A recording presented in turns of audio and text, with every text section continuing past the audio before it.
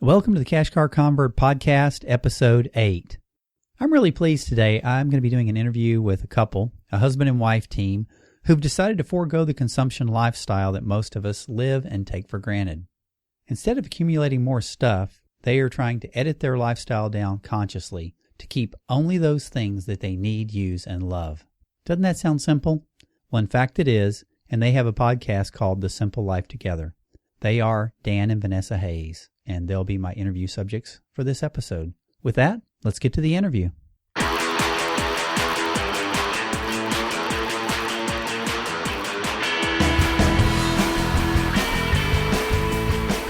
You're listening to the Cash Car Convert Podcast with James Kinson.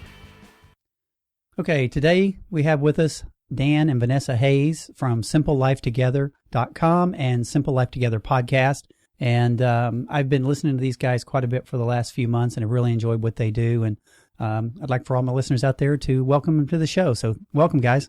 Hi, James. Good to talk to you. Good to talk to you over the air instead of in person. But heck, I mean, it's nice to keep in touch after New Media Expo. It was very nice to meet you guys. I was fans of the show and got to meet you guys there at Cliff's meetup, and then again at Ellery's meetup. So I was very pleased to get to shake hands. And I knew we were going to do this interview, so it was nice to meet you guys ahead of that. Probably helped me with my nerves as a new podcaster. So no worries.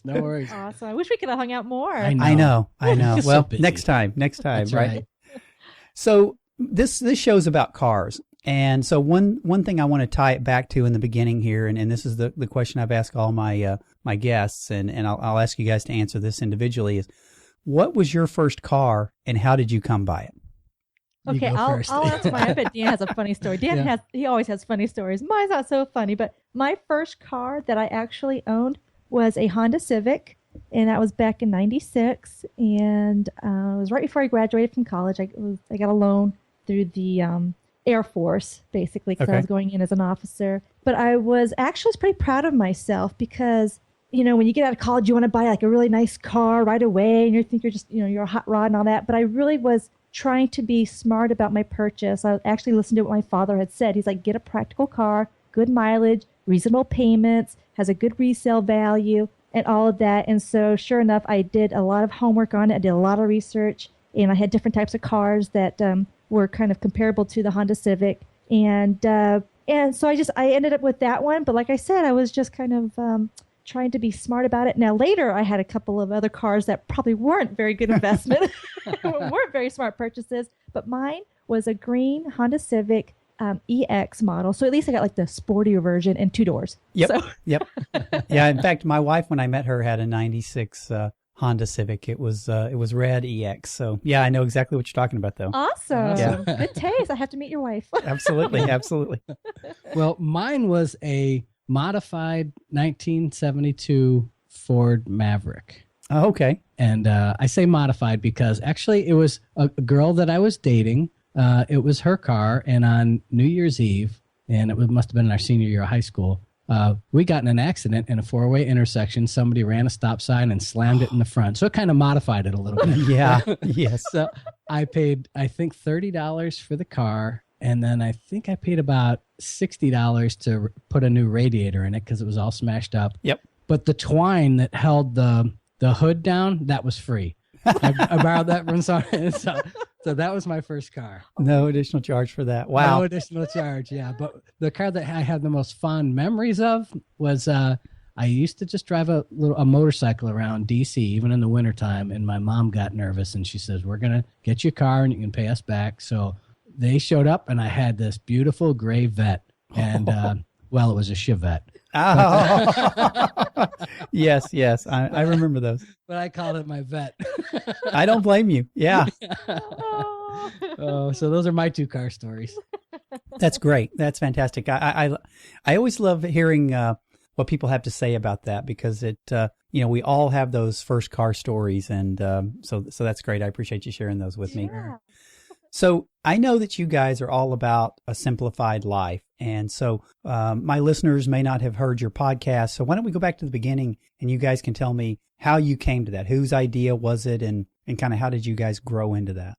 Well, we didn't always live a simplified life. We were really kind of on the track that I think most people in a consumer society are on. We were organized, but we were very organized, but we definitely did not lead a simple life. We had a typical amount of debt as a new family and all that, but we knew we wanted to change things a little bit. And we had looked at our life together when we first got married, and we're talking about where we wanted to go. And I had about 5 years left in the military after Vanessa and I were married, and then I retired. And so we kind of executed what we thought would be our retirement plan. And about 9 months into it, we really thought, you know what? I don't really think this is the direction we want to go in. And we were going to a conference called the World Domination Summit that Chris Guillebeau holds each year up in Portland.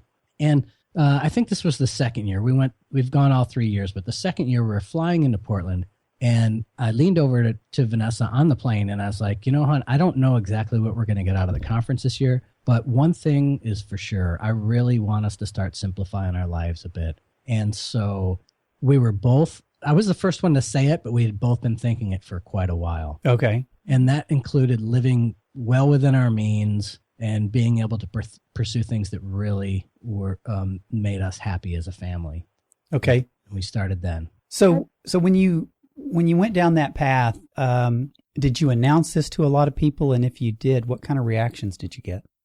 Well, I think the big catalyst that really got us to thinking about simplifying our life was we had this dream home envisioned, and that we were actually starting to draw up our own designs for and plan out. And we want to be environmentally friendly, a lot of green building involved with it, but nice quality furnishings and decor and architecture on the inside and all that good stuff. Right. And it was 4 acres up in the hill country, the Texas hill country, just north of San Antonio. And it was beautiful, but as we were planning this, it was starting to become big, not just space-wise, but financially. We're thinking, okay, how are we going to pull this off? And the fact of the matter is that we could, but it would go against the things that we want as far as work-wise and our passions and the direction we want to move in, as far as being like location independent when it came to our businesses and things like that. And, right. And we just realized, man, we're going to be slaves to this. Yeah. So we started talking about this kind of stuff like, well, maybe this isn't really our dream. And so when we announced it, I guess it was kind of, we were talking about it one-on-one, and then we just started to we did a life plan together and started to determine what is our real purpose in life. What do we really want our life to look like? Not just in the future, but right now. How do we want to live? And so as we were going through this, we're like, well, I wonder if anybody else is on this journey. I wonder if there's anybody else doing the same thing, that's trying to figure out how to live a simpler life, you know? And so we ended up starting a podcast, and it was all Dan's fault. He wanted to start this podcast just to kind of document our journey. And it turned out that we had a lot of listeners who were interested in the same type of life, I guess. And as far as announcing it, well, it kind of came out through the podcast. And then we made a decision to sell that land, which freed us up from a lot of other things and a lot of other debt. And it, selling that really opened up the doors to so many other possibilities and things that we wanted. So as far as kind of announcing it, it was kind of through the podcast. And then we started talking to family and friends and colleagues and all that. And it just started to spread like that. That's fantastic. So that's an interesting way to go about that with the podcast. And I guess that probably, I don't know, I guess I was kind of thinking maybe that softened the blow for the family. I just know, having just come from New Media Expo, as you guys were talking about, one of the things that I ran into there were the number of people that I spoke with who were saying it's so nice to be somewhere where people don't look at you funny for what you want to do. Oh, yeah. And so I was kind of thinking about it in that context, but it sounds like you guys didn't really, get that much pushback. And I know we haven't discussed it, but I know you guys both have a military background and moved around a lot. So, maybe your family was just used to you guys making your own kind of decisions and doing things your own way. James, I think you hit the nail on the head there. It's, we have been kind of different. Now in Vanessa's family, she's from a military family. Her dad was in the Marine Corps for 33 years. So her family understands and I think especially her mom and dad understand that after you retire from that military life, you kind of want to do your own thing. Yeah. And so, because they certainly are. Yeah. And in my family, I think they just look at us as, well, there they go doing something different from everybody else again. We never really had roots or anything. They certainly don't hold it against us. It's just that we've always been kind of the different ones. Right. Like you say, we're just not always around. We travel a lot. We live in other countries. And so they're used to something different from us on, I think, my side of the family. Okay. Yeah, and what was really nice is, like Dan said, a lot of our friends and family They don't get us. They don't get us. They're like, okay. I think they are intrigued. They find it very interesting what our lifestyle is. But I think the more that they're around us, they see how much happier we are and how much more focused we are on different things. Right. And how much more empowered we are with the decisions that we make in our lives, that they're interested too. And I think kind of a lot of them, they come back and ask more questions. Well, how did you decide to do that? How did you decide to live in a smaller place? How did you decide to sell your land? You mean you have just a 33-piece wardrobe? Like, are you crazy? Which, by the way, is a little thing that we're doing right now. We're just testing the minimalist waters. We're not really minimalists by any stretch of the imagination. No. It's just something that we're trying out. But the cool thing is when we did start that podcast, it was like this immediate community of supporters of like-minded people. And that really helped us make decisions along the way, helped us just kind of share our thoughts and struggles, but also the triumphs of living this lifestyle. And it was really cool to have that community right away. Yeah. Vanessa, you were talking about the 333 project that you guys are doing. I believe that's the right name for it. Uh-huh. Yep. I think that's a really interesting project. And I'm always talking to the people who listen to this podcast about investing in themselves and not things. So why don't you take us through what that is and kind of how you've dealt with that challenge? I nothing against you, Dan, but I think this is probably more difficult for the women. It absolutely is. Yeah. Well, I tell you what, the reason why we did it was a lot of the folks in our community are minimalists or aspiring minimalists, and a lot of the friends that we have are minimalists. And since Dan and I, our whole thing about the Simple Life Together is trying to bridge the gap between all that consumerism that we're involved with in our society and minimalism. And so what I thought was, we are simple. We have a pretty clutter-free home and lifestyle, but we haven't really tested minimalism. And so Dan had said, let's try this out. So basically, Project 333 was started by Courtney Carver. It's her baby. And she has a blog called Be More with Less. She's also written a couple books and things like that. And we talk a little bit more about this on our website too. And we've talked about it on one of our podcasts at simplelifetogether.com/dress if anybody's interested in it. But basically, Project 333 is 33 items, which includes your clothes, outerwear, shoes, and accessories, and even jewelry if you want to push it that far. And you wear those same 33 items for 3 months. But you don't throw away everything that you have. You just basically pack up all the clothes that you still love, need, and use, but you just minimize what you're going to wear just for that 3-month period. So what Dan and I did is that we went through the process of deciding what those 33 items would be, and then we put the rest up in our attic and stored it away. And so then in 3 months, we can go back in there to see if there's any other, we could switch out. So basically, you're kind of shopping from your own wardrobe. But beyond that, what it's done, well, I should tell you, I should back up. It was very difficult, James, for me at the beginning. I was actually in tears because I felt like I had so much missing from my life, which was so weird because it was like my clothing to me, and maybe it's the case for a lot of women or even men, that you feel like that defines who you are, like that represents who you are through color, through style, through your jewelry, through whatever. Right. And I had already, since I'm an organizer, or as a profession, I'm a professional organizer, I'm in the habit of editing and letting things go and keeping my spaces organized. So I actually really did have what I love, use, and wear in my closet. I had already limited that stuff. I've edited down my wardrobe, but I was taking it to the next level, the next 5 levels. I was like, oh my gosh, this is so hard. But what I realized was that what I was dealing with was this habit of, sure, I would let go of things when I bought something new, but I was still buying stuff. Right. And was I getting anywhere? I wasn't saving money. I was still spending, Sure, I was keeping the clutter in balance, right? But so I was dealing with that. I was dealing with my habit of buying clothes because I like clothes, but I'm like, why do I really need to get what's new and in style when classic styles that repeat themselves year after year after year and even decades work just fine?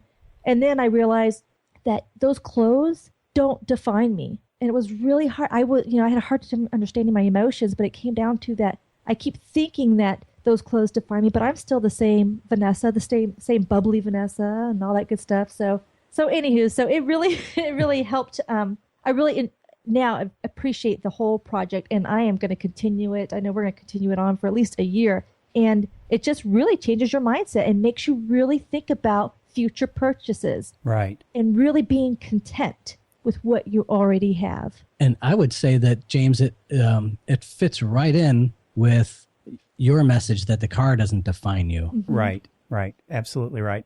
And, it's funny. I think back, and this is something I never did habitually, but it's something that my wife likes to do. And it's not a project like this, but it's seasonal wardrobe. Mm-hmm. I've never thought about wardrobe seasonally. It's just all in my closet and I grab what I want on a given day. But it seems to me, especially with this being a 3-month kind of window of time, that you can create these seasonal wardrobes. Yes. And like you said, and it also reminded me of Thomas Stanley, who wrote The Millionaire Next Door. I can't remember which book it was in, whether it was Millionaire Mind or Stop Acting Rich and Start Acting Like a Millionaire. But one of those talked about the fact that millionaires buy high quality items, mm-hmm. and then they wear them, right? I mean, they really wear them. And I think that's a really good lesson for us to take away as well, that, buy something that's high quality and you don't need as much, right? So right. I tell you what, there's a lot of things that come out of just a simple little project like this, but it's the whole quality versus the quantity. It's all about functionality, multi-purpose, so I had to break down a lot of the clothing, and I know Dan did too, is what can I wear on different occasions, and different, and that's kind of, and the thing is that it just overflowed into other areas of your life. You really start to become a lot more mindful of how you spend your money and why. I mean, more importantly, why? Why were you doing what you've done in the past? Why were you buying things? I mean, what's the real reason? I mean, really, why are you buying it? Because right. you want that brand name? Are you trying to show off to other people? I mean, it's just, you really start to think about that stuff. And I think that was kind of why it was so hard for me, is that I had a lot of these realizations personally of what I thought was so important about my clothing and then what was really important. So yeah, it's good. It's a great thing. I encourage anybody to at least try it once. And I'll link up to all the things you referenced in the show notes. So they'll all be out there and everybody will be able to go check those things out and see about that. So that's one area. So I got kind of a twofold question coming here. One is, what are other areas have you simplified in? And, what other kinds of projects have you, kind of gotten your teeth into? And then you mentioned earlier that you guys, had kind of an average level of debt when you started all of this.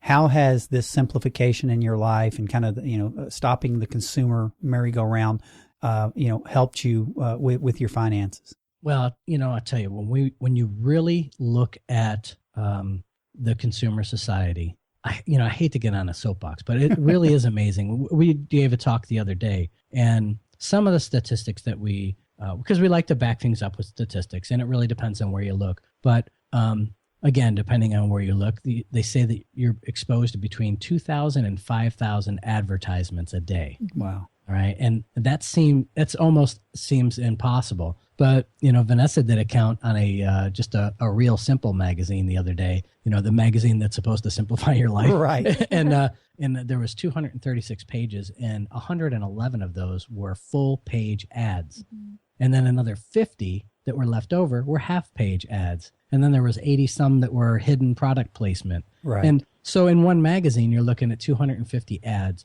And we live in San Antonio, Texas. Driving down the road, there's no way I could keep count of the billboard signs that I passed. Yeah. Absolutely. But I think what that has conditioned us to do as consumers, and it really is conditioning, is that, there was a point in time in America's history when there was only a few things that came out on an annual basis. One of them was cars. And, this year's model came out, but there was very little difference in models initially. And it's like the 24-hour news cycle where they have to keep going over the same old story, just droning on and on. Well, it's the same thing in the consumer society. All of these all these products now have a life cycle and a consumer cycle where, well, okay, it's June, so the new iPhone is coming out. Right. And so it's just happened with everything.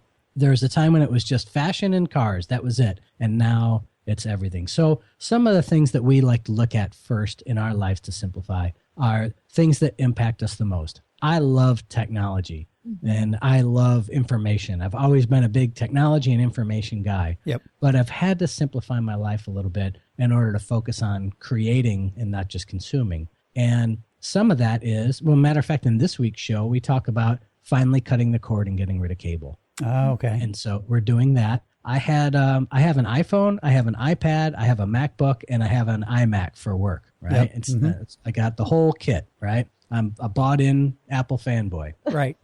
But I also had, I have a data plan and a hotspot on my iPhone, and then I have a data plan on my iPad. Right. Well, I really don't need my iMac anymore. I'm not doing as much client work as I used to by choice, and so I really don't need that big computing power. So I'm considering selling the iMac. I got rid of my data plan on my iPad, and if I use it outside the house, I can just tether it to the phone that has its own hotspot and data plan for it itself. Right. I've also gone through a lot of online programs that I'm a mind map guy. I don't know if you've ever worked much in mind maps, but I do a lot of my strategic planning using mind maps. Well, when I did a lot more client work, I used a lot more mind maps, and I just continued to pay that $9.99 a month for that service when I can get the free version and only keep 5 at a time and just archive my old ones in my own files. So I got rid of that, and there was an online membership site that I got rid of. So that was $145 this month in recurring monthly bills. Yeah, that we're getting rid of. We paid off both of our vehicles. Right. When we sold the land, and we were actually on a plan to pay off our vehicles early anyway. Yep. But then when we sold our land, we were able to really fast forward that or speed that up, that process. By about 18 months. 18 months for one car and 6 months early for the other car. Okay. So that was pretty incredible to be able to do that. But some of the other things that we're doing as far as how we're trying to test things out as far as the consumer thing, because like Dan says, we're all conditioned. We're trying to decondition ourselves. Right. Takes a while. To how you do things and why you do and all that. But we're doing this new thing where it's like we won't buy anything unless we absolutely have to have it in an emergency for 2 weeks. We'll think about it. We'll stop. We'll think about it. We'll process it. Because we really want to be strategic and smart about any new purchases or major decisions. So that's a new thing that we've implemented because we're both pretty, sometimes we can bounce ideas off of each other, and sometimes we can stop one from doing something that's ridiculous. Right. Sometimes we're enablers. Sometimes we're enablers. Oh, that sounds great. Go ahead and buy that, babe. You know what? You deserve it. But we're trying to get out of the whole deserve thing. Yes. And just being more of a, purposeful, and it has to be smart. Yeah. Really. When we did our life plan, we essentially came down to there's 5 pillars that we use to guide us, and those really are the lens for all our decisions. So anytime we try something new, like flexing our simplicity muscles with Project 333, we kind of measure that against one of these 5 pillars that we have. They're faith, family, finances, fitness, and freedom. So we look at each one of those when we make a new decision on it and look at things and say, is this really helping to execute one of our 5 pillars? And for us, it helps. The waiting 2 weeks will probably help even more because as I get older, I'll probably forget about it in a week and a half. So. Well, I can give you a specific example. Our little 6-year-old, she wanted this toy, and it was like a $60 toy. It's like this little RV toy, right? Yep. So it was like a little camper trailer, and she went to play with it with her dolls. And even though she has money that she got from Christmas and all that good stuff, we wanted her to be smart about that. And so, looking through the lens of our pillars, we're like, okay, is this really in line with teaching her about finances and responsibility? Is this in line with family and time? What are we teaching her? Because part of family is, for me at least, is teaching my children to be independent, smart, conscientious, smarter consumers and everything like that. And so, what am I teaching her if we're getting this? That just because she wants it, she can get it right away. And So I just started thinking about that. And honestly, we have been able to do other workarounds. So we didn't buy that. Basically, the bottom line is we didn't buy that. Yep. We said, let's just think about it, Sunshine. We're not going to do it right now. So we stepped back, and she hasn't asked about it. Because apparently her memory is as good as her father's. But it's the same thing happened with Dan and I. When we want to make a big purchase, we just think, okay, is that going to be in line with one of our 5 pillars? Right. And it sounds so silly, but those things really do help keep us on track and focused. I think it actually sounds brilliant. And I think that's one of the things I try to tell people is, I want them to be more intentional, right? I want them to realize that, if I buy this new $31,000 car, that it's going to cost me about $7,600 in depreciation loss the first year. I want them to be aware of those things, and you can make the decision you want ultimately, but go in with your eyes wide open and knowing that those what those decisions cost, because there are trade-offs. And if you want to save for your child's college or your own retirement or all of those things, what are you trading for that? And I think a lot of people are trading cars for those things today, and I'd like to encourage them not to. And I know I've heard you guys talk about you're actually considering going down to one car. So help me with where your head is around that, because that's pretty extreme. Although I will tell you, John Lee Dumas was on my last episode, and he actually he and his girlfriend are sharing one car. So there's somebody out there already doing that today for you guys. Yeah, that is definitely a goal of ours. And the only thing really holding us back right now is picking up our daughter, taking her to and from school. Yeah, because we're not on the bus route where we live close enough to the school where she's not allowed to take the bus, but it's really too far for a 6-year-old to be walking around. Right. And there's a time investment in that too. It would probably take 40 minutes or so. But it really is a dream of ours to have one vehicle.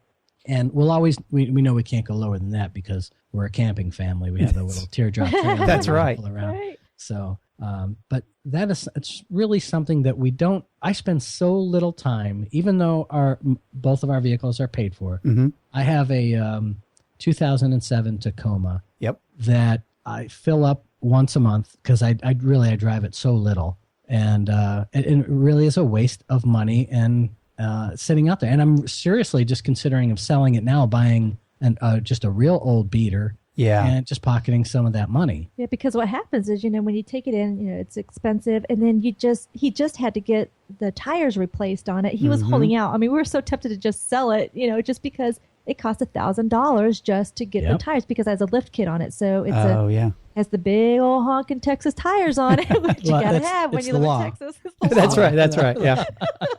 So, and it's just one of those things where you're like, wow, why, but they need to be done. It was the safe just thing to do. Just for a safety factor. Right. Factor. Absolutely. And, but thank goodness that we're able to go ahead and pay for that, because we have been disciplined and gotten out of debt and all that good stuff, that we could just pay cash for that and it's done.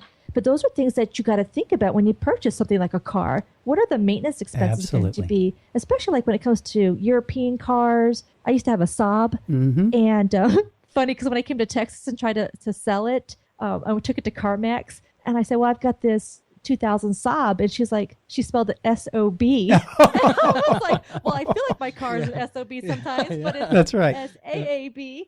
And so she didn't even know what the heck it was, but every time I took it in to get fixed, I kid you not, it was almost $1,000. Yes. It was like owning a Cadillac, or it was just ridiculous, and I cannot wait to get rid of that just because of the expenses. And at the time, I was working hard to get out of my own debt that before I even met Dan. Yeah. I mean, I was in debt for, and I tell this all the time, very open about it. There's at one point in my life, I was about $25,000 in debt, and I didn't have a family or anything. It was just, and it wasn't even college debt. It was just revolving credit card ridiculousness debt. Yep, I understand. And I finally made a decision, I have got to get out of this. And so I paid it. I got rid of it in 2 years by just being disciplined and getting rid of ridiculous things and stuff. So, so yes, there's nothing more empowering than being debt free. And we have never gone back. We pay everything off. Yeah.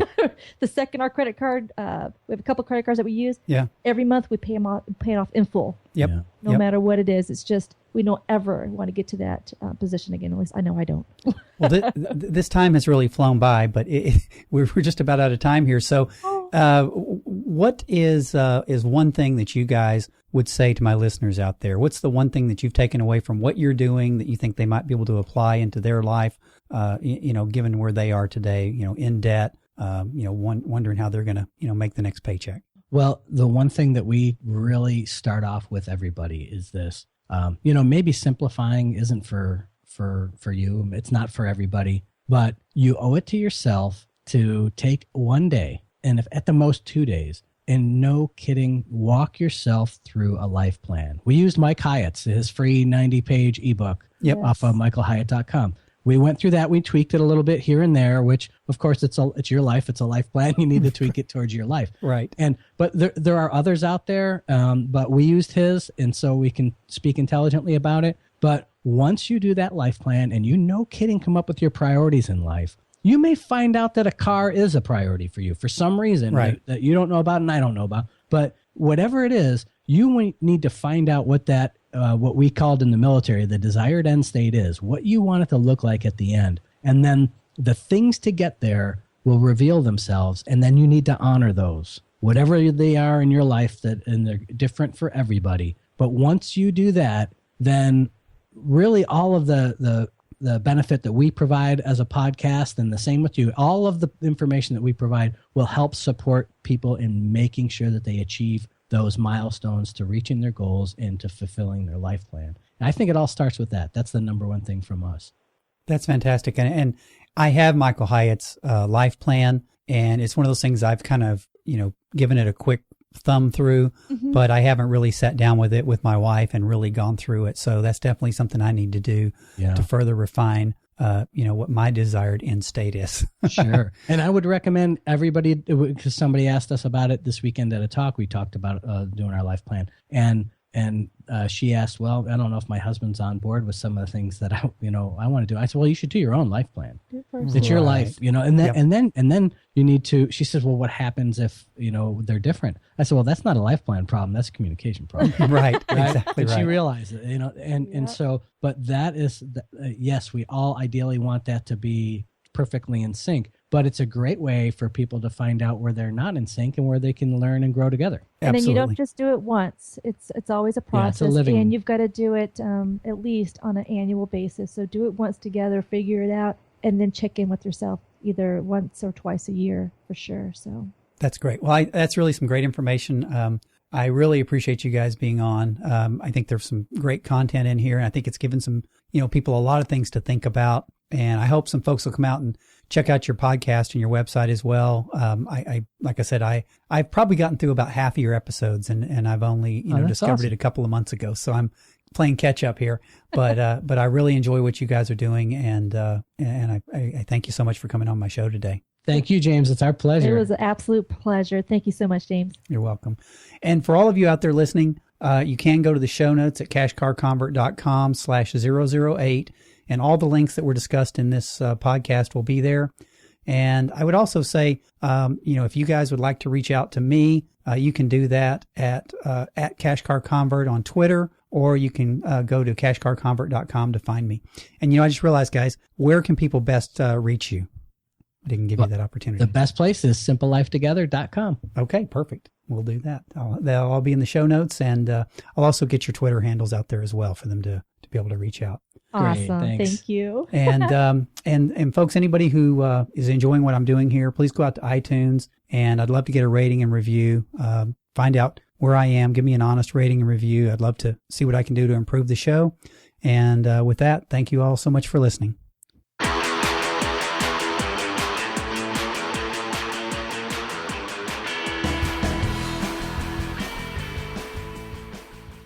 Welcome back, everybody.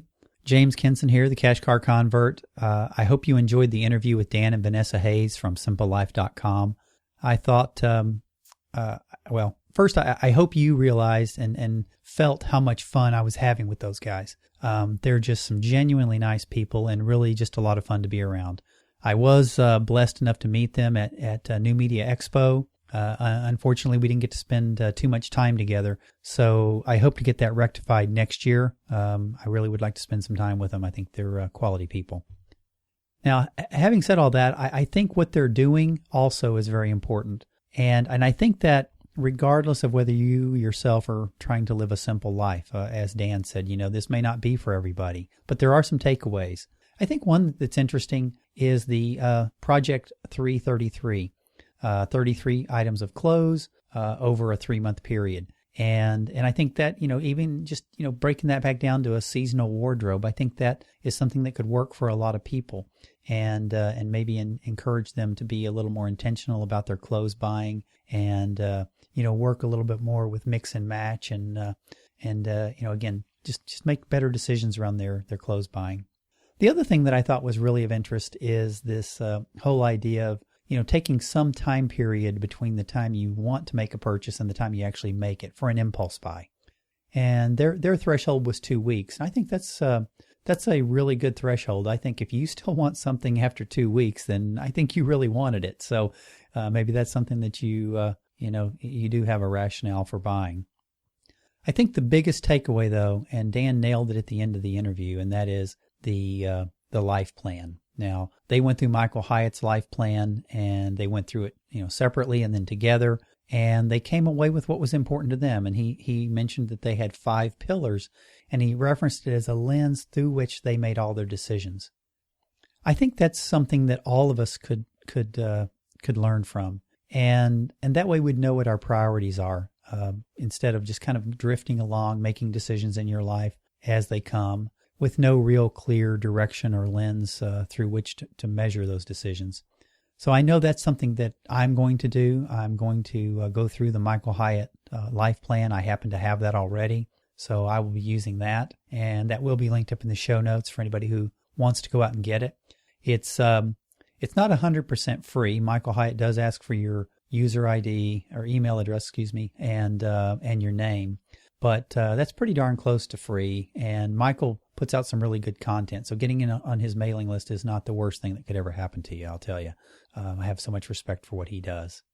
So I need to go through and do that in my life, and I'm going to encourage you to do the same. And maybe once I've had a chance to go through the life plan, I will circle back and do an episode where I talk about the life plan and how it changed, my priorities. So I'll look forward to doing that with you folks.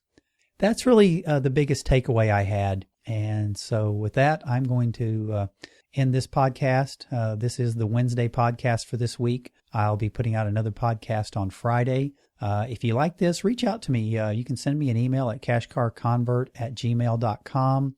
You can reach out to me on Twitter at cashcarconvert. And I would love to hear from you. I'm really, fascinated to understand what my audience is thinking about what I'm putting out. So I'd be very much appreciative for any feedback you have on the podcast. So with that, I hope you have a great rest of your week, and I'll plan on speaking to you guys again on Friday. Thank you.